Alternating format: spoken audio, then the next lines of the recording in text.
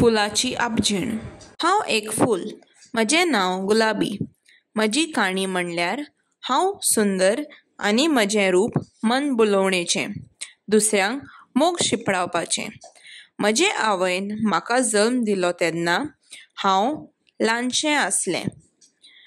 म्हज्या भोंवतणी म्हजीं जायतीं भावंडां आशिल्लीं।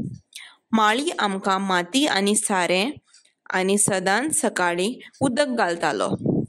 हांव वाडटालो तेन्ना म्हाका गर्मेच्या तेंपार सुर्याचो राग आनी पावसाच्या दिसांनी मळब कसलून पडटा अशें दिसतालें।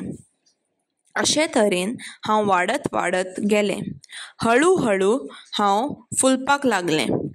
आकाराचे फुलपाके आनी म्होंवां मूस म्हजें मोंव खावंक येताले। त्या दिसाचें म्हाका आजून उगडास आसा। थोडे भुरगे पोरसांत भितर सरले आनी म्हाका मोडून जमनीर उडयलें। म्हाका खूब दुखलें आनी हांव बोबाट मारून रडूंक लागलें।